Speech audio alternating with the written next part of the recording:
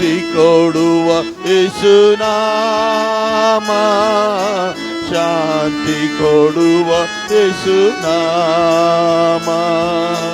ಮುಕ್ತಿ ಕೊಡುವ ಯೇಸುನಾಮ, ಶಾಂತಿ ಕೊಡುವ ಯೇಸುನಾಮ, ಶಾಂತಿ ಕೊಡುವ ಯೇಸುನಾಮ, ಶಾಂತಿ ಕೊಡುವ ಯೇಸುನಾಮ.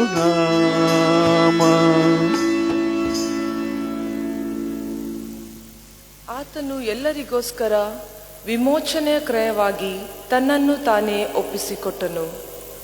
ನಮ್ಮ ಆರಂಭವು ತಂದೆ, ಮಗ, ಪರಿಶುದ್ಧಾತ್ಮನಾದ ತ್ರಯೇಕ ದೇವರ ನಾಮದಲ್ಲಿ ಉಂಟಾಗಲಿ. ಆಮೇನ್. ನಾವು ಹಾಡುವಂಥ ಸಂಗೀತಗಳಲ್ಲಿ 22ನೆಯ ಸಂಗೀತದ 1ನೆಯ ಹಾಗೂ 2ನೆಯ ಚರಣವನ್ನು ಹಾಡಿಕೊಳ್ಳೋಣ. ಸಂಗೀತಗಳಲ್ಲಿ 22ನೆಯ ಸಂಗೀತದ 1ನೆಯ ಹಾಗೂ 2ನೆಯ ಚರಣವನ್ನು ಹಾಡಿಕೊಳ್ಳೋಣ. 100 ಕುರಿಯು ಹಟ್ಟಿಯೊಳಗಿದ್ದವು.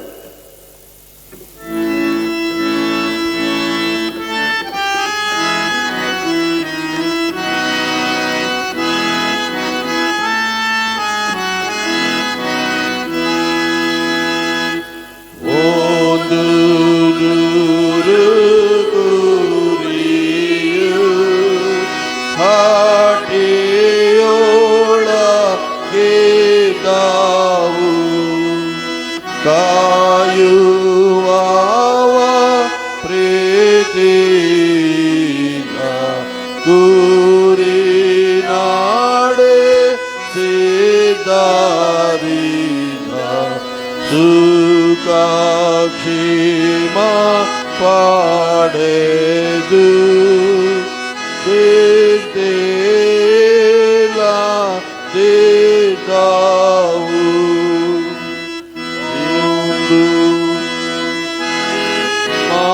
ಮಾತ್ರವೇ ಏನು ಸುಖ ಕಾಣದೆ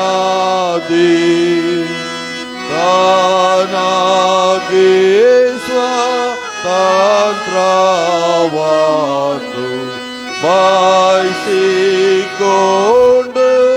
ಹಟ್ಟಿಯಾದು ಬಿಟ್ಟು ಹಾಟ ಹಿಡಿದು ದೂರ ಓಡಿ ಹೋಯಿತು. ಪ್ರಾರ್ಥನೆ ಮಾಡೋಣ. ನಮ್ಮನ್ನು ಬಹಳವಾಗಿ ಪ್ರೀತಿ ಮಾಡುವಂಥ ನಮ್ಮ ಪ್ರೀತಿಯುಳ್ಳ ಪರಲೋಕದ ತಂದೆ ಆದ ದೇವರೇ, ನಿನಗೆ ಸ್ತೋತ್ರ ಸ್ವಾಮಿ. ಕರ್ತನೆ, ಕೊಟ್ಟಂಥ ಈ ಹೊಸ ದಿನಕ್ಕಾಗಿ ನಿನಗೆ ನಾವು ಸ್ತೋತ್ರವನ್ನು ಸಲ್ಲಿಸ್ತೇವೆ ಸ್ವಾಮಿ. ತಂದೆ ಆದ ದೇವರೇ, ಕಳೆದ ದಿನಗಳಿಂದ ಸ್ವಾಮಿ ಇಲ್ಲಿಯವರೆಗೂ ಸ್ವಾಮಿ ನಮ್ಮನ್ನು ಕಾಯ್ದೆ ನಡೆಸಿದಂಥ ತಂದೆ ನಿನಗೆ ಸ್ತೋತ್ರ ಸ್ವಾಮಿ. ವಿಶೇಷವಾಗಿ ಕರ್ತನೆ, ಈ ಒಂದು ಬೆಳಗಿನ ಆರಾಧನೆಯಲ್ಲಿ ಕರ್ತನೆ ನಾವೆಲ್ಲರೂ ಸೇರಿ ಬರುವ ಹಾಗೆ ನೀನು ಕೃಪೆ ಕೊಟ್ಟಿದ್ದೀ ಕರ್ತನೆ, ಅದಕ್ಕಾಗಿ ಸ್ತೋತ್ರ. ತಂದೆಯಾದ ದೇವರೇ, ಇಲ್ಲಿ ಬಂದಿರುವಂಥ ಪ್ರತಿಯೊಬ್ಬೊಬ್ಬರನ್ನು ಸ್ವಾಮಿ ನೀನು ಆಶೀರ್ವದಿಸು. ಹೌದು ಕರ್ತನೆ, ಅವರು ಬಂದಿರುವುದು ಸ್ವಾಮಿ ಕೇವಲ ನಿನ್ನನ್ನು ಆರಾಧಿಸಲಿಕ್ಕಾಗಿ, ನಿನ್ನನ್ನು ಸ್ತುತಿಸಲಿಕ್ಕಾಗಿ, ನಿನ್ನನ್ನು ಮಹಿಮೆ ಪಡಿಸುವುದಕ್ಕಾಗಿ ಸ್ವಾಮಿ. ಅವರ ಕೊರತೆಗಳನ್ನು ಸ್ವಾಮಿ ನೀಗಿಸಪ್ಪ ಸ್ವಾಮಿ. ಅದೇ ರೀತಿಯಾಗಿ ಸ್ವಾಮಿ ಈ ಧ್ವನಿವರ್ಧಕದ ಮೂಲಕ ಕೇಳಿಸಿಕೊಳ್ಳುವಂಥ ಪ್ರತಿಯೊಬ್ಬೊಬ್ಬರನ್ನು ನೀನು ಆಶೀರ್ವದಿಸು ಸ್ವಾಮಿ. ಹೌದು ಕರ್ತನೆ, ಅನಾನುಕೂಲತೆಯಿಂದ ಸ್ವಾಮಿ ಅವರು ಇಲ್ಲಿ ಬರಲಾಗಿಲ್ಲ. ತಂದೆ ಆದ ದೇವರೇ, ಅವರ ಮನೆಯಲ್ಲಿಯೇ ಸ್ವಾಮಿ ನಿನ್ನನ್ನು ಆರಾಧಿಸುವ ಹಾಗೆ ಕರ್ತನೆ ಅವರನ್ನು ನೀನು ಆಶೀರ್ವದಿಸಿ ಬಲಪಡಿಸಿ ಮುನ್ನಡೆಸು ಎಂಬುದಾಗಿ ಕೇಳಿಕೊಳ್ಳುತ್ತಾನೆ ಸ್ವಾಮಿ. ಅದೇ ರೀತಿಯಾಗಿ ಸ್ವಾಮಿ ತಂದೆ, ಅನೇಕ ಜನರು ಸ್ವಾಮಿ ಅನಾರೋಗ್ಯದಲ್ಲಿರುವಾಗ ಅಂಥ ಒಂದು ಜನರನ್ನು ಸ್ವಾಮಿ ನೀನು ಆಶೀರ್ವದಿಸು ಸ್ವಾಮಿ. ರೋಗಿಗಳ ಮಧ್ಯದಲ್ಲಿ ಸೇವೆ ಮಾಡುತ್ತಿರುವಂಥ ಪ್ರತಿಯೊಬ್ಬೊಬ್ಬರನ್ನು ನೀನು ಆಶೀರ್ವದಿಸು ಎಂಬುದಾಗಿ ನಾನು ಕೇಳಿಕೊಳ್ಳುತ್ತೇನೆ ಸ್ವಾಮಿ. ನಿನ್ನ ಸೇವಕರನ್ನು ಸ್ವಾಮಿ ನಿನ್ನ ಹಸ್ತಗಳಿಗೆ ಒಪ್ಪಿಸ್ತೇನೆ ಸ್ವಾಮಿ. ಹೌದು ಕರ್ತನೆ, ನಿನ್ನ ವಾಕ್ಯದಲ್ಲಿ ಅವರು ನಮ್ಮನ್ನು ನಡೆಸುವಾಗ ಕರ್ತನೆ ಸ್ವಾಮಿ ಅವರನ್ನು ಕೂಡ ಸ್ವಾಮಿ ನಿನ್ನ ಆರೋಗ್ಯ ಬಲದಿಂದ ಸ್ವಾಮಿ ಅವರನ್ನು ತುಂಬಿಸು ಎಂಬುದಾಗಿ ನಾನು ಕೇಳಿಕೊಳ್ಳುತ್ತೇನೆ ಸ್ವಾಮಿ. ತಿರುಗಂದ ಆವರ್ತಿಯಲ್ಲಿ ಸ್ವಾಮಿ ಇಲ್ಲಿ ಬಂದಿರುವಂಥ ಪ್ರತಿಯೊಬ್ಬೊಬ್ಬರನ್ನು ಸ್ವಾಮಿ ನಿನ್ನ ಕರಗಳಿಗೆ ಒಪ್ಪಿಸಿಕೊಡುತ್ತಾ ಈ ಪ್ರಾರ್ಥನೆಯನ್ನು ನನ್ನ ಮುದ್ದು ರಕ್ಷಕನೂ ಒಡೆಯನೂ ಆಗಿರುವಂಥ ನಜರೇತಿನ ಯೇಸು ಕ್ರಿಸ್ತನ ಹೆಸರಿನಲ್ಲಿ ಬೇಡಿ ಹೊಂದಿದ್ದೇನೆ ನಮ್ಮ ಪ್ರೀತಿಯುಳ್ಳ ತಂದೆಯಾದ ದೇವರೇ, ಆಮೇನ್. ದೇವರನ್ನು ಮಹಿಮೆ ಪಡಿಸುವುದಕ್ಕಾಗಿ ಪರದೆ ಮೇಲೆ ಮೂಡಿಬರುವ ಹಾಡನ್ನು ಹಾಡಿಕೊಳ್ಳೋಣ. ಜಯ ಧ್ವಜ ಹಿಡಿಯೋಣ, ನಾವು ವೀರರಾಗಿ ಸಾರೋಣ ಎಂಬ ಹಾಡನ್ನು ನಾವು ಹಾಡಿಕೊಳ್ಳೋಣ.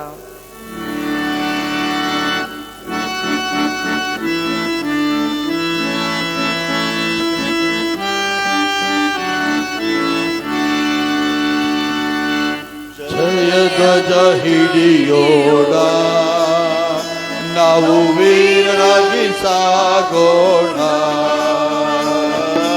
ಜಯ ಧ್ವಜ ಹಿಡಿಯೋಣ, ನಾವು ವೀರರಾಗಿ ಸಾಗೋಣ. ದುಷ್ಟನು ಅಡ್ಡಿ ಬಂದರು, ಆತ್ಮನು ಜಯ ನೀಡುವ. ದುಷ್ಟನೇ ಅಡ್ಡಿ ಬಂದರು, ಆತ್ಮನು ಜಯ ನೀಡುವ.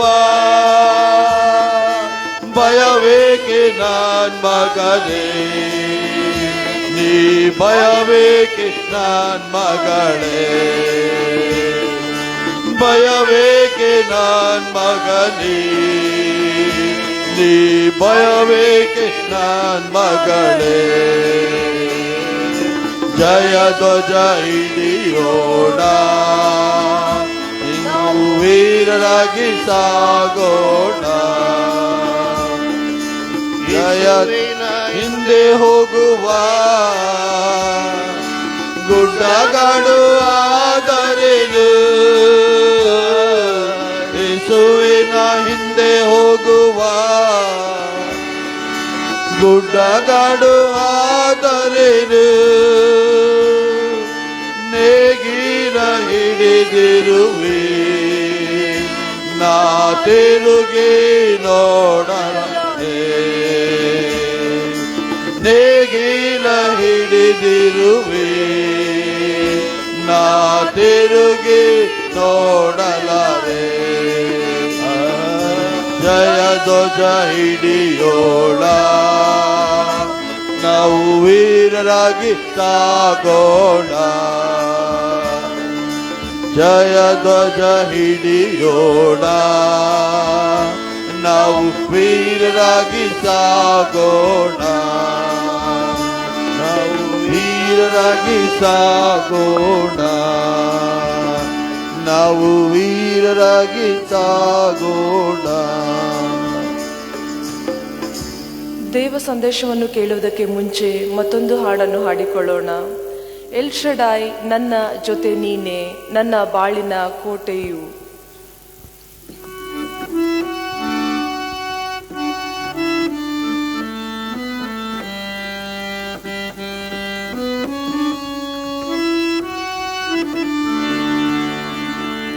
ಎಲ್ ಶಡಾಯ್ ನನ್ನ ಜೊತೆ ನೀನೆ,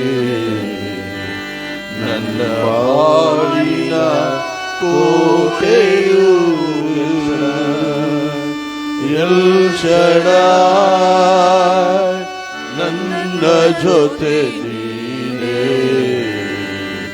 ನನ್ನ ಬಾಳಿನ ಕೋಟೆಯು. ಏನೆಲ್ಲ ಅದ್ಭುತ ನನ್ನ ಬಾಳಲ್ಲಿ ಮಾಡಿದೆ, ಏನೆಲ್ಲ ಅದ್ಭುತ ನನ್ನ ಬಾಳಲ್ಲಿ ಮಾಡಿದೆ. ನನ್ನ ಬಾಳಿನ ಬಲದಿನಿ, ನನ್ನ ಬಾಳಿನ ಬಲದಿನಿ.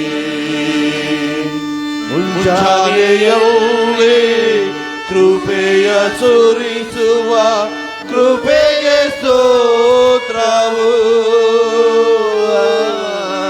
ಮುಂಜಾನೆಯಲ್ಲೇ ಕೃಪೆಯ ಸುರಿಸುವ ಕೃಪೆಗೆ ಸ್ತೋತ್ರವು.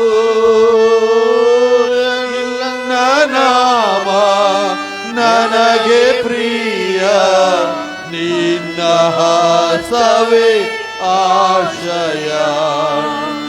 ನಿನ್ನ ನಾಮ ನನಗೆ ಪ್ರಿಯ, ನಿನ್ನ ಹಾಸವೇ ಆಶ್ರಯ. ಎಲ್ ಶಡಾಯ್ ನನ್ನ ಜೊತೆ ನೀನೇ, ನನ್ನ ಬಾಳಿನ ಕೋಟೆಯು. ಇದುವರೆಗೂ ಕಾದು ನಡೆಸಿದ ಎವನೆಜನೆ ಸ್ತೋತ್ರ.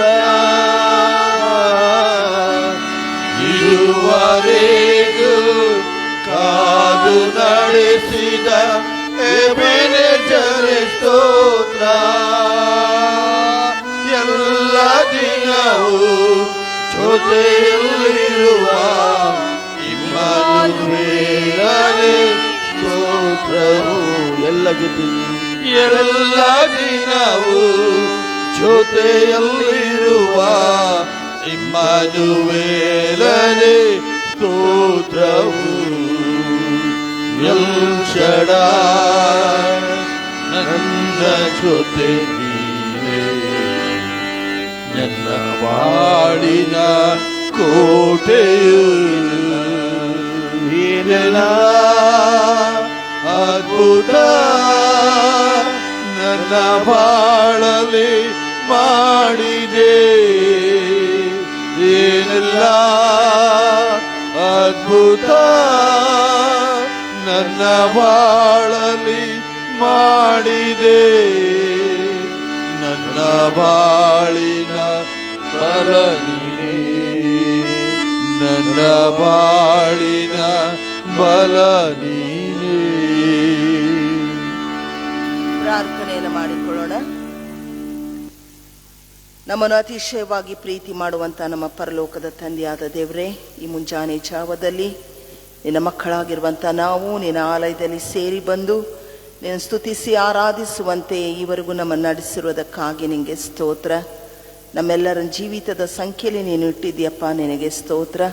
ನಿನ್ನಪ್ಪ ಎಂದು ಕೂಗುವಂಥ ಮಗನ ಆತ್ಮವನ್ನು ನಮಗೆ ಕೊಟ್ಟಿರುವುದಕ್ಕಾಗಿ ನಿನಗೆ ಸ್ತೋತ್ರ. ದೇವರೇ, ನಿನ್ನ ವಾಕ್ಯವನ್ನು ಧ್ಯಾನ ಮಾಡುವಂಥ ನಮ್ಮೆಲ್ಲರನ್ನ ನಿನ್ನ ಭದ್ರವಾದ ಕರಗಳಿಗೆ ಸಮರ್ಪಣೆ ಮಾಡುತ್ತೇವೆ. ಕೇಳುವಂಥ ನಿನ್ನ ವಾಕ್ಯಗಳು ಸ್ವಾಮಿ ನಮ್ಮ ಜೀವಿತದಲ್ಲಿ ಕಾರ್ಯವನ್ನು ಮಾಡಲಿ ಎಂಬುದಾಗಿ ಪ್ರಾರ್ಥಿಸ್ತಾ ಇದ್ದೇವೆ. ಈ ವಾಕ್ಯವನ್ನು ಜನರ ಹೃದಯ ಮುಟ್ಟದಂತೆ ಅದನ್ನು ತಡೆಯುವಂತೆ ಎಲ್ಲ ದುಷ್ಟ ಶಕ್ತಿಗಳ ಬಲವನ್ನು ನಜರೇತಿನ ಯೇಸು ಕ್ರಿಸ್ತನ ಬಲವುಳ್ಳ ನಾಮದಲ್ಲಿ ಅವುಗಳನ್ನು ಪಾತಾಳಕ್ಕೆ ದಬ್ಬುತ್ತೇನೆ. ಯೇಸುವೆ, ಪ್ರತಿಯೊಬ್ಬರಿನ ತೋಟಿಯಲ್ಲಿಟ್ಟುಕೊಂಡು ನಿಯಂತ್ರಿಸು. ವಾಕ್ಯಗಳು ಕಾರ್ಯ ಮಾಡಲಿ, ನಿನ್ನ ರಾಜ್ಯವು ಕಟ್ಟಲ್ಪಡಲಿ. ಯೇಸುವಿನ ದಿವ್ಯ ನಾಮದಲ್ಲಿ ಸ್ತೋತ್ರ ಮಾಡಿ ಬೇಡಿ ಹೊಂದಿದ್ದೇವೆ ನಮ್ಮ ತಂದೆಯೇ, ಆಮೆನ್.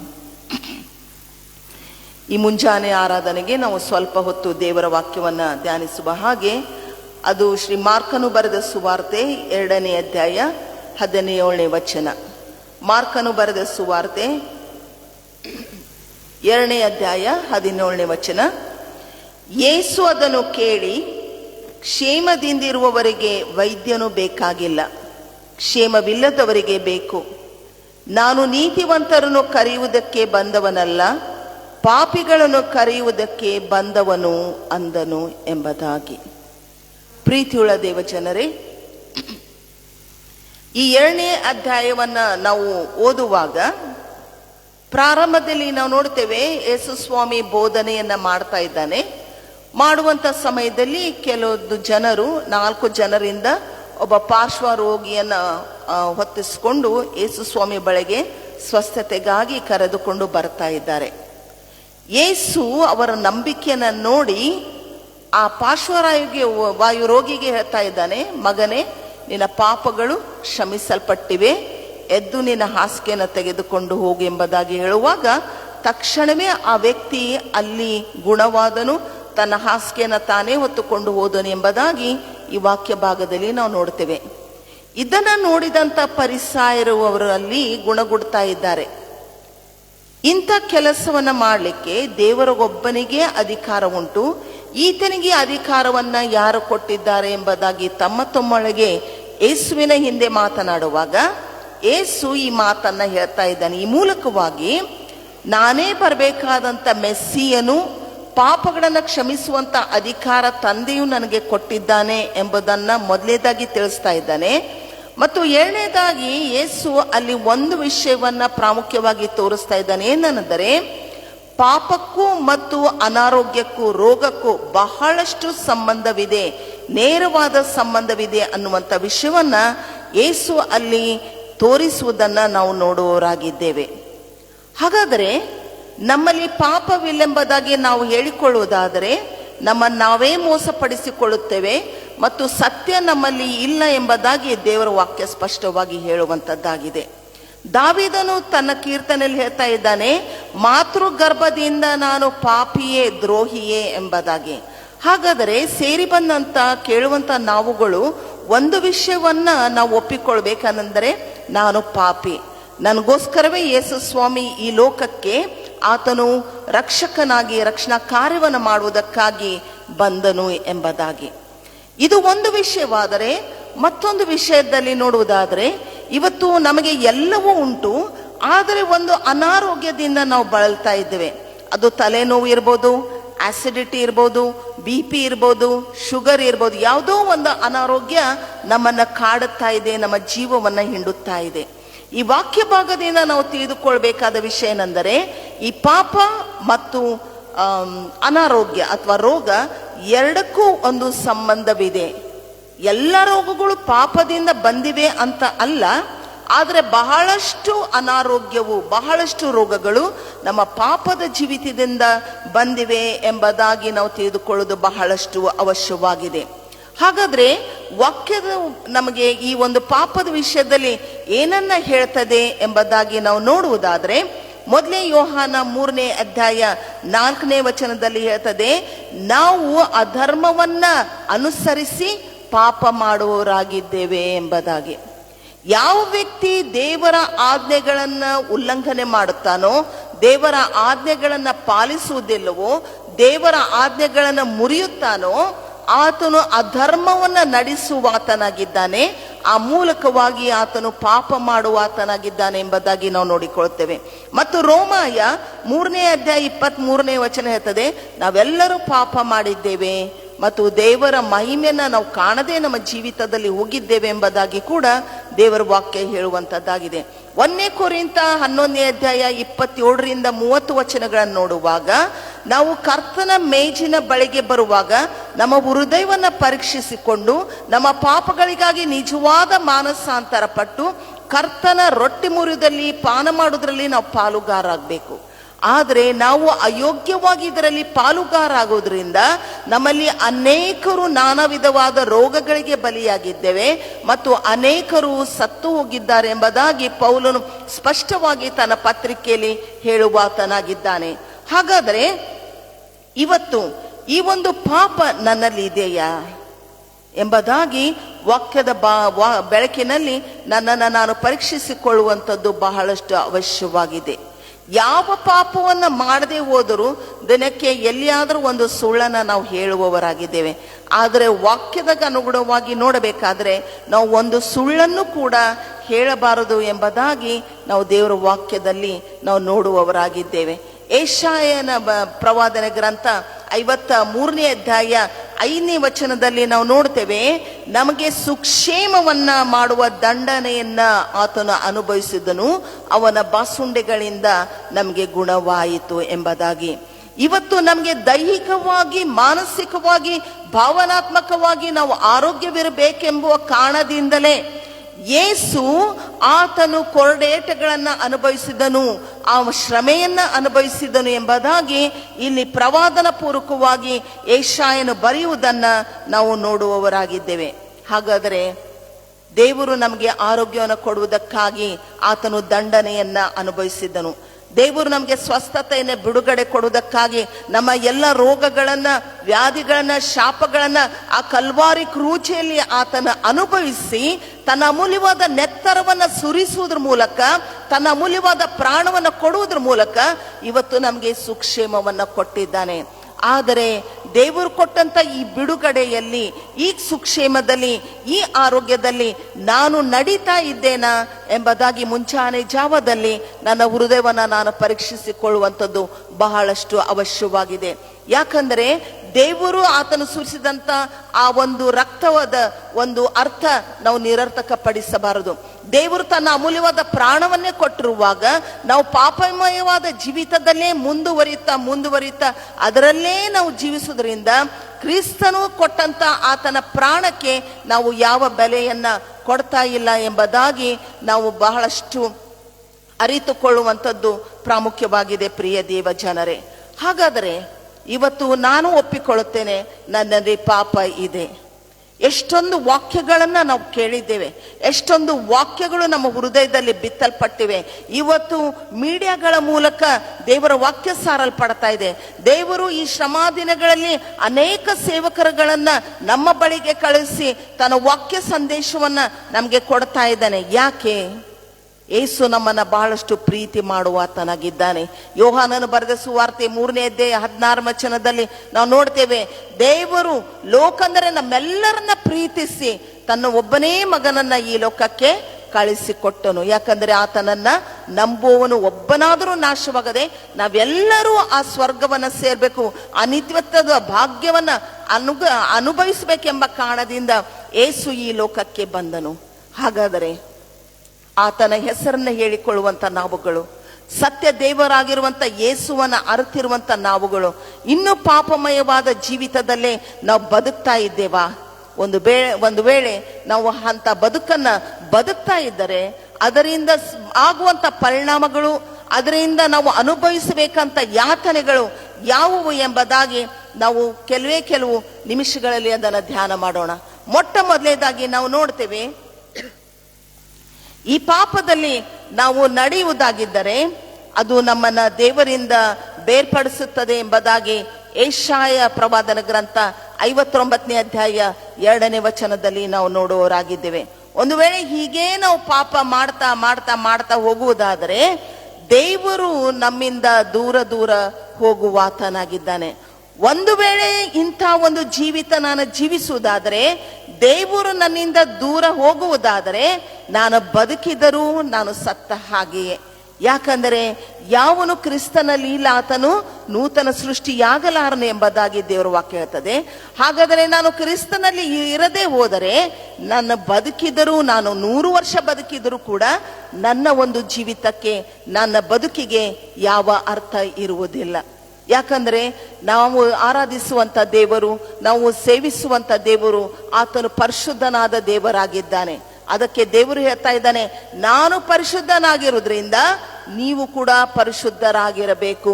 ಮತ್ತು ಪರಿಶುದ್ಧತೆ ಇಲ್ಲದೆ ನಾವು ದೇವರನ್ನ ನೋಡಲಿಕ್ಕೆ ಸಾಧ್ಯವಿಲ್ಲ ಎಂಬುದಾಗಿ. ಇವತ್ತು ಚಿಕ್ಕ ಮಕ್ಕಳನ್ನು ನೋಡುವಾಗ ನಮಗೆ ಬಹಳ ಸಂತೋಷವೆನಿಸ್ತದೆ. ಅವರು ಮಾಡುವಂತ ಒಂದೇ ಒಂದು ಸಾಲಿನ ಪ್ರಾರ್ಥನೆಯನ್ನ ದೇವರು ಕೇಳುವಾತನಾಗಿದ್ದಾನೆ. ಕೆಲವೊಂದು ಮಕ್ಕಳಿಗೆ ದೇವರ ದರ್ಶನ ಆಗಿರುವುದ ನಿದರ್ಶನಗಳನ್ನ ನಾವು ಕೇಳಿದ್ದೇವೆ. ಯಾಕೆ ಎಂಬುದಾಗಿ ಆಲೋಚಿಸಿಕೊಳ್ಳುವುದಾದ್ರೆ, ನಿಷ್ಕಲ್ಮಶವಾದ ಪ್ರೀತಿಯಿಂದ ಅವರು ದೇವರನ್ನ ಪ್ರೀತಿಸುವಂತವರಾಗಿದ್ದಾರೆ. ಅವರ ಹೃದಯದಲ್ಲಿ ಯಾವ ಕಪಟ ಇಲ್ಲ, ಯಾವ ಮತ್ಸರ ಇಲ್ಲ, ಕ್ರೋಧ ಇಲ್ಲ, ಯಾವುದೇ ರೀತಿಯಂತ ಕೆಟ್ಟತನ ಇಲ್ಲದೆ ಇರುವುದರಿಂದಲೇ ಇವತ್ತು ಆ ಮಕ್ಕಳ ವಿಷಯದಲ್ಲಿ ಯೇಸು ಹೇಳ್ತಾ ಇದ್ದಾನೆ, ನೀವು ಚಿಕ್ಕ ಮಕ್ಕಳಂತೆ ಆಗದೆ ಹೋದರೆ ನೀವು ದೇವರ ರಾಜ್ಯವನ್ನ ಸೇರಲಾರಿರಿ. ಹೌದು ಪ್ರೀತಿಯುಳ್ಳ ದೇವ ಜನರೇ, ಇವತ್ತು ದೇವರು ನಮ್ಮ ಜೊತೆಗೆ ಆ ಒಂದು ಒಡನಾಟವನ್ನ, ಆ ನಿಕಟವಾದಂತ ಸಂಬಂಧವನ್ನ ಹೊಂದಿಕೊಳ್ಳಲು ಆತನು ನಮ್ಮಿಂದ ನಿರೀಕ್ಷೆಯನ್ನ ಮಾಡುವಾತನಾಗಿದ್ದಾನೆ. ಏದೇನ್ ತೋಟದಲ್ಲಿ ಮನುಷ್ಯನ ಪಾಪ ಮಾಡಿದ್ರಿಂದ ದೇವರ ಮತ್ತು ಮನುಷ್ಯರ ನಡುವೆ ಒಂದು ದೊಡ್ಡ ಅಡ್ಡಗೋಡೆ ಬಂದು ನಿಂತಿತ್ತು. ಆದ್ರೆ ಯೇಸು ಈ ಲೋಕಕ್ಕೆ ಬಂದು ತನ್ನ ಪ್ರಾಣವನ್ನ ಕೊಟ್ಟು ತನ್ನ ರಕ್ತವನ್ನ ಸುರಿಸಿ ನಮ್ಮನ್ನ ಕ್ರಯಕ್ಕೆ ಕೊಂಡುಕೊಳ್ಳುವುದ್ರ ಮೂಲಕ ತಿರುಗಿ ಮನುಷ್ಯನ ಮತ್ತು ದೇವರ ಸಂಬಂಧವನ್ನ ಆತನು ಒಂದಾಗಿ ಮಾಡಿದನು ಎಂಬುದಾಗಿ ನಾವು ನೋಡುವವರಾಗಿದ್ದೇವೆ. ಹೀಗಿರುವಾಗ ಇವತ್ತು ದೇವರು ನಿನ್ನಿಂದ ಅಪೇಕ್ಷಿಸುವುದೇನೆಂದ್ರೆ, ಪಾಪಮಯವಾದಂತ ಜೀವಿತದಿಂದ ನಾನು ಹೊರಗೆ ಬರಬೇಕು. ಪಾಪ ನನ್ನನ್ನು ಎಂದಿಗೂ ಆಳ್ವಿಕೆ ಮಾಡಬಾರದು. ಪಾಪದ ಅಡಿಯಲ್ಲಿ ನಾನು ಎಂದಿಗೂ ಜೀವಿಸಬಾರದು. ಇವತ್ತು ಪಾಪ ಅನ್ನುವುದಾದ್ರೆ ನಾವು ಕೊಲೆ ಅಥವಾ ವ್ಯಭಿಚಾರ, ಹೀಗೆ ನಾವು ದೊಡ್ಡದಾದಂತ ಪಾಪಗಳನ್ನು ನಾವು ಹೇಳ್ತೇವೆ.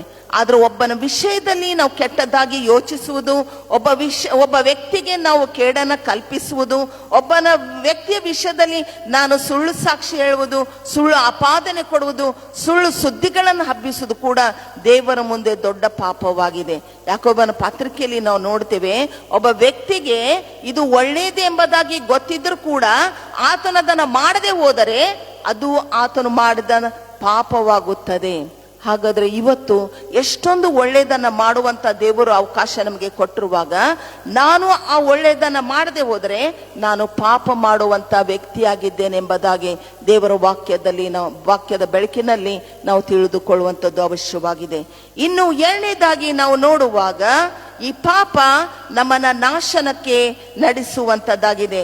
2ನೇ ಥೆಸಲೋನಿಕ ಪತ್ರಿಕೆ 1ನೇ ಅಧ್ಯಾಯ 9ನೇ ವಚನದಲ್ಲಿ ನಾವು ನೋಡ್ತೇವೆ, ಪಾಪ ಏನ್ ಮಾಡ್ತದಂತೆ, ನಮ್ಮನ್ನ ನಾಶನಕ್ಕೆ ನಡೆಸುವಂತದ್ದಾಗಿದೆ.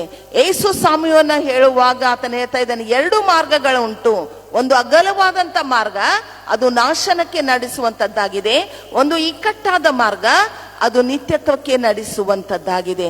ಅಗಲಾದಂತ ಮಾರ್ಗದಲ್ಲಿ ನಾವು ಎಲ್ಲ ಬೇಡವಾದಂತ ಸಂಗತಿಗಳನ್ನ, ಪಾಪಮಯದಂತ ಕೂಡಿದಂತ ಸಂಗತಿಗಳನ್ನ ನಾವು ನೋಡುವವರಾಗಿದ್ದೇವೆ.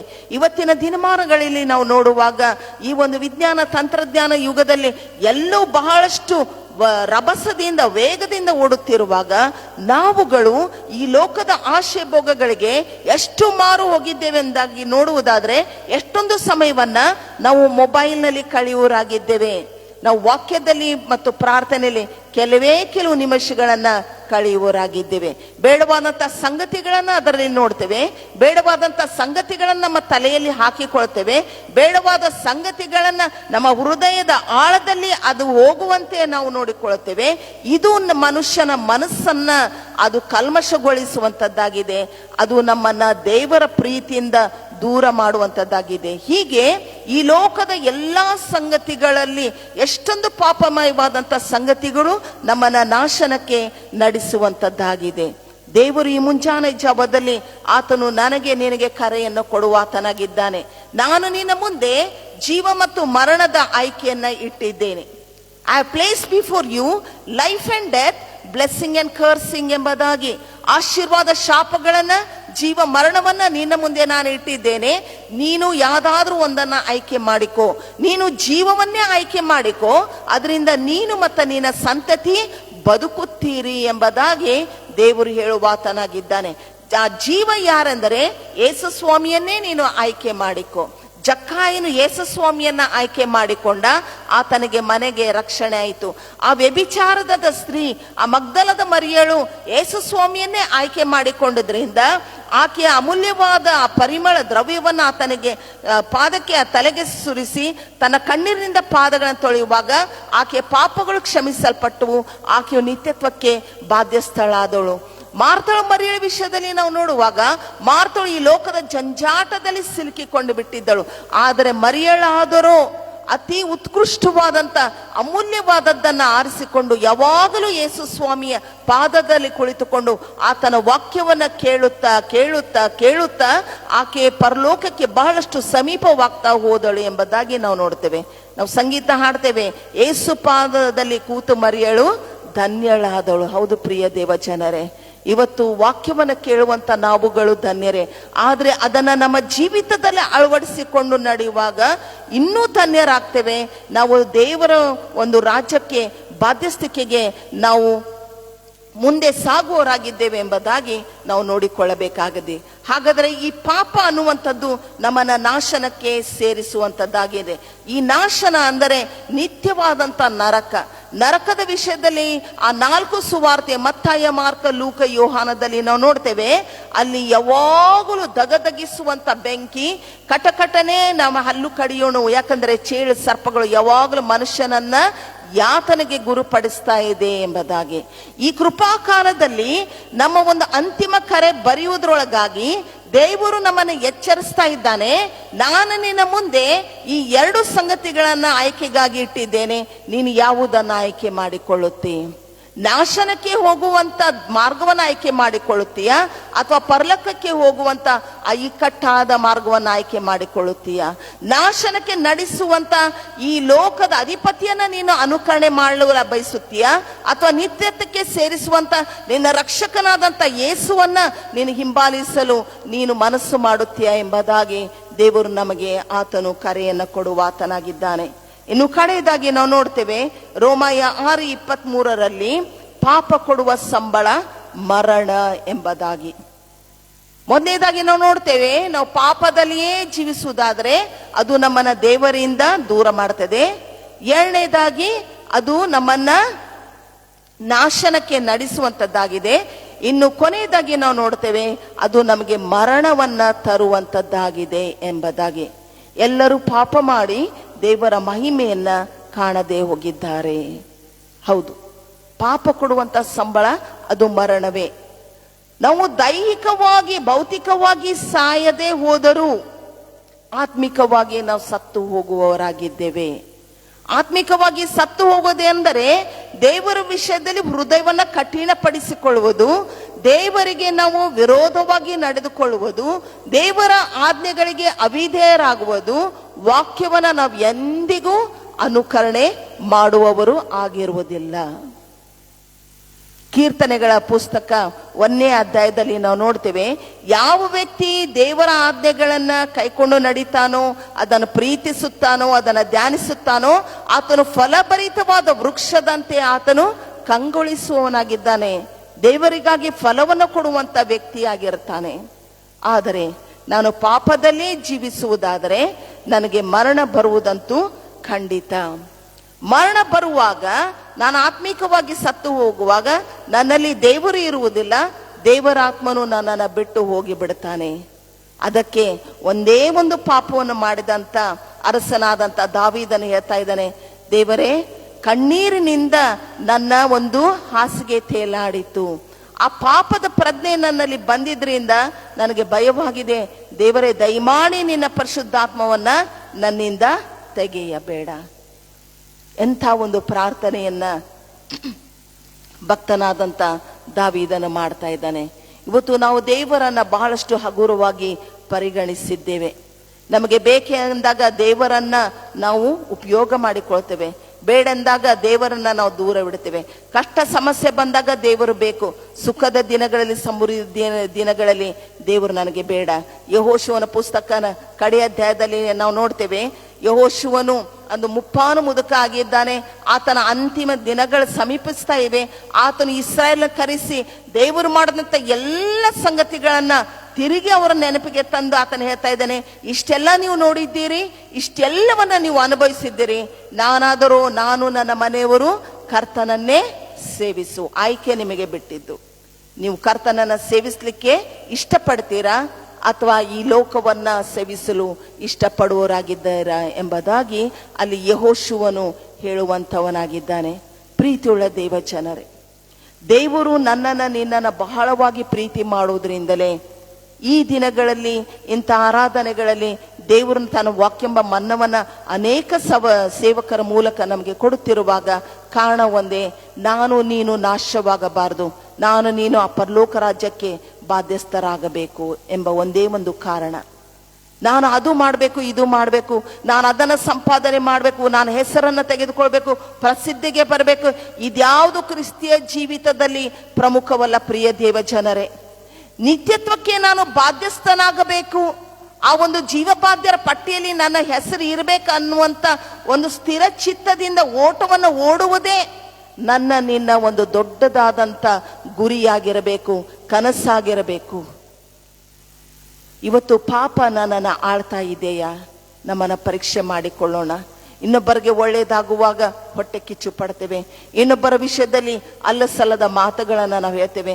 ನಮ್ಮ ಬಾಯಿಂದ ಎಂತೆಂಥ ಕೆಟ್ಟ ಮಾತುಗಳು, ಅದೇ ಬಾಯಿಂದ ನಾವು ದೇವರನ್ನ ಸ್ತುತಿಸ್ತೇವೆ, ದೇವರನ್ನ ಆರಾಧಿಸ್ತೇವೆ, ಅದೇ ಬಾಯಿಂದ ಮತ್ತೊಬ್ಬರನ್ನ ನಾವು ತೆಗಳ್ತೇವೆ.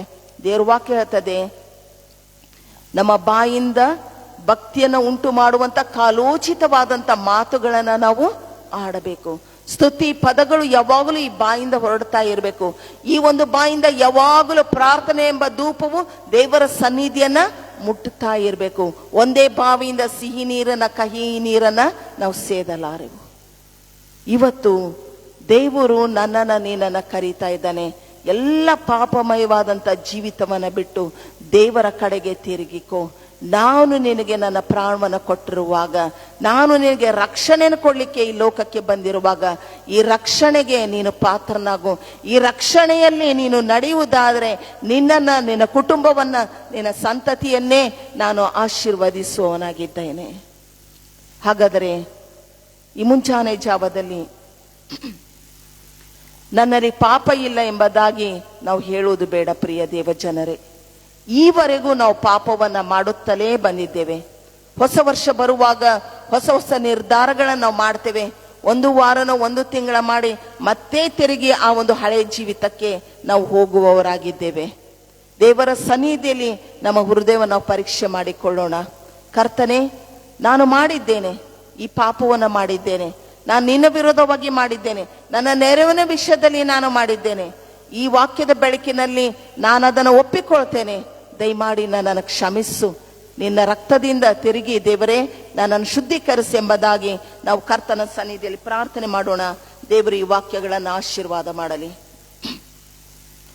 ಕೃಪಾಪೂರ್ಣನು ಕರುಣಾಸಾಗರನಾದಂಥ ಯೇಸುವೆ, ನಿನ್ನ ನಾಮಕ್ಕೆ ಸ್ತೋತ್ರವಾಗಲಿ. ಪಾಪಮಯವಾದಂಥ ಜೀವಿತದಿಂದ ನಾವು ಏನೆಲ್ಲ ಅನುಭವಿಸಬೇಕು ಎಂಬುದಾಗಿ ನೀನು ನಮಗೆ ವಾಕ್ಯದ ಮೂಲಕ ತಿಳಿಸಿಕೊಟ್ಟಿದ್ದಿ. ಹೌದು ಸ್ವಾಮಿ, ಪಾಪಕ್ಕೂ ಮತ್ತು ಅನಾರೋಗ್ಯಕ್ಕೂ ಎಂಥ ಒಂದು ನಿಕಟವಾದ ಸಂಬಂಧವಿದೆ ಎಂಬುದನ್ನು ನೀನು ನಮಗೆ ತೋರಿಸಿಕೊಟ್ಟಿದ್ದೀಯಪ್ಪ. ನಿನಗೆ ಸ್ತೋತ್ರ. ಎಷ್ಟೊಂದು ಸಾರೆ ಕರ್ತನೆ, ಅನಾರೋಗ್ಯದ ನಿಮಿತ್ತ ಅನೇಕ ವೈದ್ಯರ ಬಳಿಗೆ ಹೋಗಿ ನಾನಾ ವಿಧವಾದಂಥ ಔಷಧಿಗಳನ್ನು ನಾವು ತೆಗೆದುಕೊಂಡ್ರು ನಾವು ಗುಣವಾಗದೆ ಹೋದಾಗ ಯಾಕಪ್ಪ ಹೀಗೆ ಎಂಬುದಾಗಿ ಒಂದು ಚಿಂತೆಯಲ್ಲಿ, ಒಂದು ಸ್ವಾಮಿ ಕರ್ತನೆ ನಿರಾಶೆಯಲ್ಲಿ ನಾವು ಯೋಚಿಸುವಾಗ ನೀನು ಅದಕ್ಕೆ ಈ ದಿನ ನಮಗೆ ಉತ್ತರ ಕೊಟ್ಟಿದ್ದಿ. ದೇವಾ, ನಿನಗೆ ಸ್ತೋತ್ರ. ಹೌದು ಸ್ವಾಮಿ, ನಾನು ನನ್ನ ಅಜ್ಞಾನದಲ್ಲಿಯೋ, ನನ್ನ ಜ್ಞಾನದಲ್ಲಿಯೋ, ನನ್ನ ಅರಿವಿನಲ್ಲಿಯೋ ಅನೇಕ ತಪ್ಪು ಪಾಪಗಳನ್ನು ನಾನು ಸ್ವಾಮಿ ನನ್ನ ಕಣ್ಣಿನಿಂದ, ನನ್ನ ಆಲೋಚನೆಗಳಿಂದ, ನನ್ನ ಮಾತುಗಳಿಂದ, ನನ್ನ ಕೈಯು ಕಾಲುಗಳಿಂದ ಮಾಡಿದ್ದೇನೆ. ದೇವರೇ, ದಯಮಾಡಿ ನನ್ನನ್ನು ಕ್ಷಮಿಸು. ಕರ್ತನೆ, ಈ ಒಂದು ದ್ರೋಹಗಳ ನಿಮಿತ್ತ ಸ್ವಾಮಿ ಪಡಬಾರ್ದಂಥ ಯಾತನೆಯನ್ನು ನಾನು ಅನುಭವಿಸ್ತಾ ಇದ್ದೇನೆ. ಕರ್ತ, ದಯಮಾಡಿ ನನ್ನನ್ನು ಕರುಣಿಸು. ಪಾರ್ಶ್ವವಾಯು ರೋಗಿಯ ಮೇಲೆ ಕರುಣೆಯನ್ನು ತೋರಿ ಆತನನ್ನು ಗುಣ ಮಾಡಿದಂಥ ದೇವರೇ, ಇವತ್ತು ನನ್ನನ್ನು ಕೂಡ ನೀನು ಗುಣಪಡಿಸು ಎಂಬುದಾಗಿ ನಾವೆಲ್ಲರೂ ಕರ್ತನ ಸನ್ನಿಧಿಯಲ್ಲಿ ಪ್ರಾರ್ಥಿಸಿಕೊಳ್ಳೋಣ. ತಗ್ಗಿದ ಮನೋಭಾವದಿಂದ, ದೀನತೆಯಿಂದ ಕರ್ತನ ಬಳಿಗೆ ನಾವು ಬರುವಾಗ, ನಮ್ಮ ಪಾಪಗಳನ್ನು ನಾವು ಆತನ ಮುಂದೆ ಒಪ್ಪಿಕೊಳ್ಳುವಾಗ, ನನ್ನ ಅನಾರೋಗ್ಯದ ವಿಷಯದಲ್ಲಿ ಆತನನ್ನು ಬೇಡಿಕೊಳ್ಳುವಾಗ, ಈ ಒಂದು ಸಮಯದಲ್ಲಿ ದೇವರು ಖಂಡಿತವಾಗಿ ನನ್ನನ್ನು, ನಿನ್ನನ್ನು ಗುಣಪಡಿಸಲಿಕ್ಕೆ ಶಕ್ತನಾಗಿದ್ದಾನೆ. ನಂಬಿಕೆಯಿಂದ ಆತನಿಂದ ಸ್ವಸ್ಥತೆಯನ್ನ, ಬಿಡುಗಡೆ ನಾವು ಹೊಂದಿಕೊಳ್ಳೋಣ. ಕರ್ತನೇ ದೇವರೇ, ಯೇಸುವೆ, ನಿನ್ನ ನಾಮಕ್ಕೆ ಸ್ತೋತ್ರ. ನಿನ್ನ ಬಾಸುಂಡೆಗಳಿಂದ ನಮಗೆ ಗುಣಪಡಿಸಿದ್ದಿ, ನಿನಗೆ ಸ್ತೋತ್ರ. ನಿನ್ನ ವಾಕ್ಯೆಂಬ ದೂತನನ್ನು ಕಳಿಸಿ ನಮಗೆ ಗುಣ ಮಾಡಿದ್ದಿ ರಾಜ, ನಿನಗೆ ಸ್ತೋತ್ರ. ನಿನ್ನ ಹೆಸರಿನಲ್ಲಿ ಸ್ವಾಮಿ ಅದ್ಭುತವಾಗುವಂತ ಶಕ್ತಿ ಉಂಟು. ನಿನ್ನ ಹೆಸರಿನಲ್ಲಿ ರೋಗ ಶಾಂತಿ ಇದೆ. ನಿನ್ನ ಹೆಸರಿನಲ್ಲಿ ಸಮಾಧಾನವಿದೆ. ನಿನ್ನ ಹೆಸರಿನಲ್ಲಿ ಸ್ವಾಮಿ ಕರ್ತನೆ ಸತ್ತವರು ಜೀವಕ್ಕೆ ಬರುವವರಾಗಿದ್ದಾರೆ. ನಿನ್ನ ಹೆಸರಿನಲ್ಲಿ ಸಮೃದ್ಧಿ ಇದೆ. ನಿನ್ನ ನಾಮದಲ್ಲಿ ಕರ್ತನೆ ಸಂತೋಷ ಸೌಭಾಗ್ಯವಿರುವಾಗ, ಕಂಗಾಲ ಪಾಪಿಯಾಗಿರುವಂತ ನಾನು ಈ ಮುಂಚಾನೆ ಜಾವದಲ್ಲಿ ನಿನ್ನ ಕ್ರೂಜೆ ಅಡಿದಾವರಿಲ್ಲ ನಾನು ತಗ್ಗಿಸಿಕೊಂಡು ಸ್ವಾಮಿ ನಾನು ಒಪ್ಪಿಕೊಳ್ಳುತ್ತೇನೆ, ನಾನು ಪಾಪಿ ಎಂದು. ಮಾಡಬಾರಂತ ಪಾಪಗಳನ್ನು ಮಾಡಿ ಪರಿಶುದ್ಧಾತ್ಮವನ್ನ, ತಂದೆಯನ್ನ, ನಿನ್ನನ್ನು ದುಃಖಪಡಿಸಿದ್ದೇನೆ. ದೇವ, ದಯವಿಟ್ಟು ನನ್ನನ್ನು ಕ್ಷಮಿಸು. ನಿನ್ನ ಅಮೂಲ್ಯವಾದ ನೆತ್ತರದಿಂದ ನನ್ನನ್ನು ಶುದ್ಧೀಕರಿಸು. ನೀನು ನನ್ನ ಹೃದಯದೊಳಗೆ ಬಾ ಸ್ವಾಮಿ. ನನ್ನ ಜೀವಿತದ ರಕ್ಷಕನು ದೇವರು ನೀನಾಗಿದ್ದುಕೊಂಡು ನನ್ನ ಮೇಲೆ ಆಳ್ವಿಕೆಯನ್ನು ಮಾಡು. ಬರಬೇಕಾದಂಥ ರಕ್ಷಕನು ಮೆಸ್ಸಿಯನು ನೀನೇ ಎಂಬುದಾಗಿ ಹೃದಯದಿಂದ ನಂಬಿ ಬಾಯಿಂದ ಅರಿಕೆ ಮಾಡುತ್ತೇನೆ. ನನಗೋಸ್ಕರ ಈ ಲೋಕಕ್ಕೆ ಬಂದು ಕಲ್ವಾರಿ ಕ್ರೂಜೆಯಲ್ಲಿ ನಿನ್ನ ಅಮೂಲ್ಯವಾದ ರಕ್ತವನ್ನು ಸುರಿಸಿ ನಿನ್ನ ಪ್ರಾಣವನ್ನು ಕೊಟ್ಟು ನಮ್ಮನ್ನು ನೀನು ಕ್ರಯಕ್ಕೆ ತೆಗೆದುಕೊಂಡಿದ್ದಿ ಎಂಬುದಾಗಿ ನಾನು ನಂಬಿ ಅದನ್ನು ಒಪ್ಪಿಕೊಂಡು ಅರಿಕೆ ಮಾಡುತ್ತೇನೆ. ನೀನು ಸತ್ತು ಸ್ವಾಮಿ 3ನೇ ದಿನದಲ್ಲಿ ಸಮಾಧಿಯೊಳಗಿಂದ ಎದ್ದು ಬಂದು ಪರಲೋಕಕ್ಕೆ ಏರಿ ಹೋಗಿ ತಿರುಗಿ ನ್ಯಾಯ ತೀರಿಸಲಿಕ್ಕೆ ಈ ಲೋಕಕ್ಕೆ ಬರುವಾತನಾಗಿದ್ದೆ ಎಂದು ನಂಬುತ್ತೇನೆ, ಅದನ್ನು ಅರಿಕೆ ಮಾಡುತ್ತೇನೆ. ನನ್ನ ಹೃದಯದೊಳಗೆ ಬಾ ಸ್ವಾಮಿ, ನನ್ನ ಜೀವಿತದ ರಕ್ಷಕನಾಗಿ ನೀನು ಆಳ್ವಿಕೆಯನ್ನ ಮಾಡು. ನನ್ನ ದೇಹದಲ್ಲಿ ಇರುವಂತ ಎಲ್ಲ ನ್ಯೂನತೆಯನ್ನ, ಅನಾರೋಗ್ಯವನ್ನ ಸ್ವಾಮಿ ನೀನು ತೆಗೆದು ಹಾಕು. ಯಾವ ಭಾಗದಲ್ಲಿ ನನಗೆ ಸ್ವಸ್ಥತೆ ಬಿಡುಗಡೆ ಬೇಕಾಗಿದೆಯೋ ದೇವರೇ, ಆ ಭಾಗದಲ್ಲಿ ನೀನು ಸ್ವಸ್ಥ ಬಿಡುಗಡೆ ನಮ್ಮೆಲ್ಲರಿಗೆ ಅನುಗ್ರಹಿಸಿಕೊಟ್ಟು ನಮ್ಮನ್ನ ನಡೆಸು. ಕರ್ತನಾದಂತ ಯೇಸುವೆ, ಈ ರೀತಿಯಾಗಿ ಪ್ರಾರ್ಥನೆ ಮಾಡುವಂತ ನಿನ್ನ ಮಕ್ಕಳ ಪ್ರಾರ್ಥನೆಯನ್ನ ನೀನು ಕೇಳಿದ್ದಿ, ಅದ್ಭುತ ಮಾಡಿದ್ದಿ ಎಂದು ನಂಬಿ ನಿಂಗೆ ಸ್ತೋತ್ರವನ್ನ ಸಲ್ಲಿಸುತ್ತಾ ಇದ್ದೇನೆ ಸ್ವಾಮಿ. ನಮ್ಮ ಸಭಾ ಪಾಲಕರನ್ನ, ಸಭಾ ಹಿರಿಯರನ್ನ, ಎಲ್ಲ ಸಭಿಕರನ್ನ ನೀನು ಕರುಣಿಸು. ವೈಯಕ್ತಿಕವಾಗಿ, ಕೌಟುಂಬಿಕವಾಗಿ, ವೃತ್ತಿಪರವಾಗಿ ಅವರನ್ನು ಆಶ್ವಾಸು, ಸಮೃದ್ಧಿಯಲ್ಲಿ ನೆಲೆಗೊಳಿಸು ದೇವರೇ. ಇದು ಒಂದು ಕರ್ತನೆ ಸಾಕ್ಷ್ಯ ಸಭೆಯಾಗಿ ನಿಲ್ಲುವಂತೆಯೂ, ಒಂದು ಲೈಟ್ ಹೌಸ್ ಆಗಿ ನಿಲ್ಲುವಂತೆ ಇದನ್ನ ನೀನು ಆತ್ಮಿಕವಾಗಿ ಬಲಪಡಿಸು, ಬೆಳೆಸು, ಪೋಷಿಸು. ಕರ್ತನಾದಂಥ ದೇವರೇ, ಕೇಳುವಂತ ವಾಕ್ಯಗಳು ಸ್ವಾಮಿ ನಮ್ಮ ಹೃದಯದಲ್ಲಿ ಆಳವಾಗಿ ಬೇರೂರಿ ಸ್ವಾಮಿ 100ರಷ್ಟು ಫಲವನ್ನು ಕೊಳ್ಳಿಕ್ಕಾಗುವಂತೆ ಕೃಪೆ ಮಾಡು. ಈ ದಿನ ಆರಾಧನೆ ನಡೆಯುವಂತ ಸಮಯದಲ್ಲಿ ಇದರ ಆದಿ ಮಧ್ಯಾಂತ್ಯ ನೀನಾಗಿದ್ದುಕೊಂಡು ಮಹಿಮೆ ಹೊಂದು.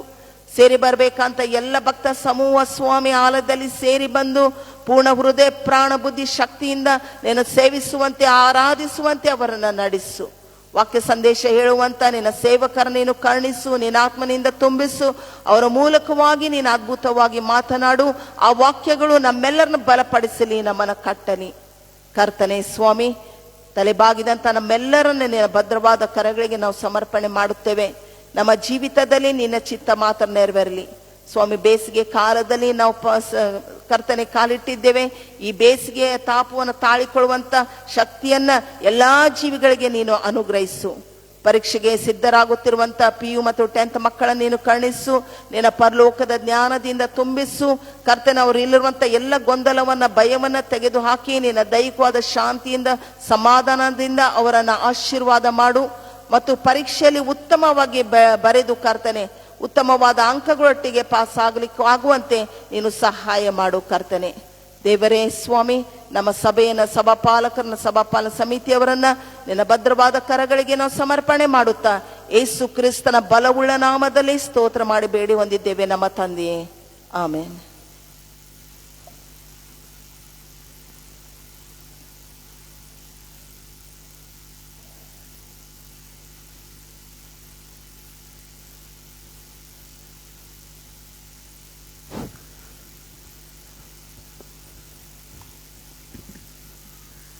ಉತ್ತಮವಾದ ಸಂದೇಶವನ್ನು ನೀಡಿದಂಥ ನಮ್ಮ ಸಹೋದರಿಯಾದ ಸುಶೀಲಾ ಅವರನ್ನು ವಂದಿಸುತ್ತಾ, ಕೊನೆಯದಾಗಿ ನಾವು ಹಾಡುವಂಥ ಸಂಗೀತಗಳಲ್ಲಿ 248ನೇ ಸಂಗೀತದ 1ನೇ ಹಾಗೂ 2ನೇ ಚರಣವನ್ನು ಹಾಡಿಕೊಳ್ಳೋಣ. ಸಂಗೀತಗಳಲ್ಲಿ 248, ಏಸು ಪಾದದಲ್ಲಿ ಕೂತು ಮರ್ಯಳು, ಜ್ಞಾನ ಪಡಕೊಂಡು ಧನ್ಯಳಾದಳು.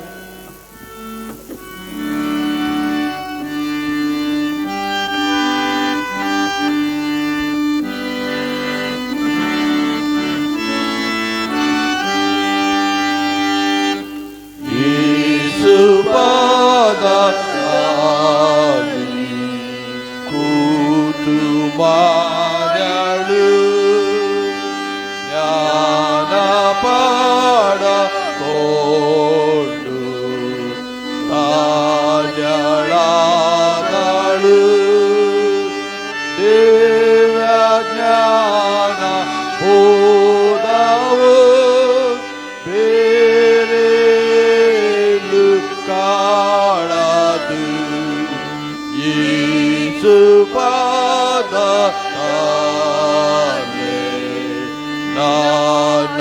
ದಾನವು ಆತನ ಪಾದೇಶ ಕೇಳಿ ಬಾಳೆಲು.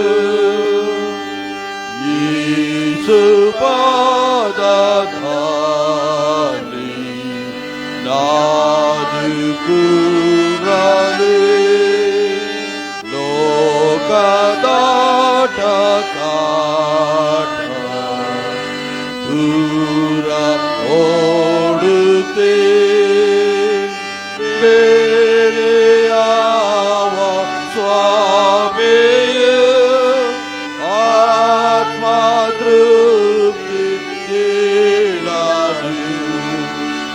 ಯೇಸುಪಾದ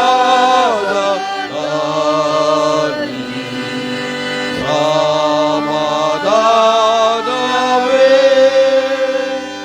ಲೋಕ ಪ್ರಾರ್ಥನೆಯಿಂದ ಶಾಂತಿ ಹೊಂದುವೆ.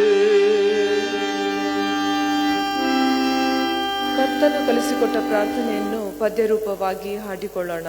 ತದನಂತರ ನಮ್ಮ ಮಧ್ಯದಲ್ಲಿರುವಂಥ ಪಾಸ್ಟರ್ ಮಹಿಮಾ ಅವರು ನಮ್ಮನ್ನು ಅಂತ್ಯಾಶೀರ್ವಾದದಲ್ಲಿ ನಡೆಸಿಕೊಡ್ಬೇಕಾಗಿ ಕೇಳಿಕೊಳ್ಳುತ್ತೇನೆ.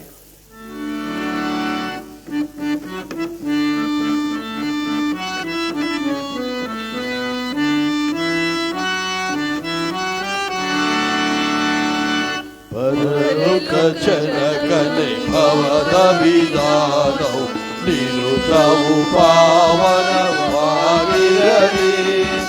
ಸುರಚಿರವಾಗಿ ನೀನಯ ರಾಜವು ತಲೆಯಲ್ಲಿ ನೆಲಸಲು ಸ್ಥಿರವಾಗಿ.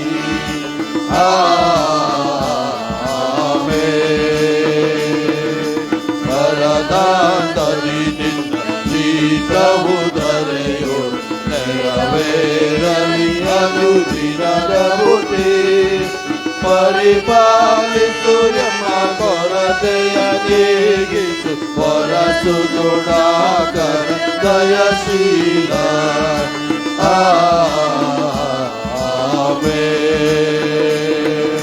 ಕ್ಷಮಿಸೆಮ್ಮ ಪಾಪಗಳನ್ನು ನಾವಿತರ ಕ್ಷಮಿಸಿದ ತೆರದಿದಯ ಕರದಿ. ಕ್ಷೇಮವ ಪಾಲಿಸು ದೀನರ ರಕ್ಷಿಸು ಕಾಮಿತ ಫಲದಾಯಕದೀನೆ.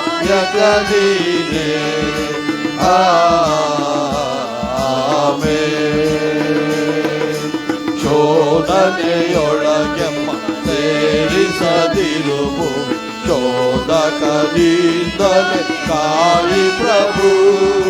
ಸೀತಲೆ ರಾಜವು ಬಲವು ಮಹಿಮೆಗಳು ಓದಯ ದೀಶನೆ ದೀನವುಗಳು.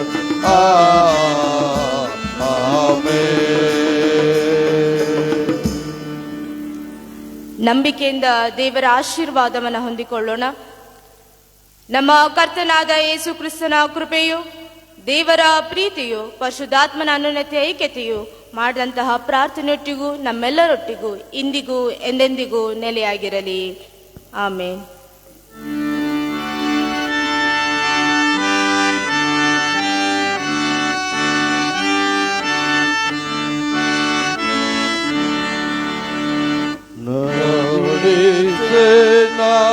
ಯೇಸು ಕರ್ತ ಲೋಕರಾಜ್ಯ ಯಾತ್ರಿಯೋ ನಿಲೇಶಾತ ನಾನಾಶಾತ ದಾಟಿ ಸ್ವಾಸೋ ಜೀವದಾನ ತೇನೆ ಪೂರ್ಣ ತೃಪ್ತಿ ಗೌಳಿ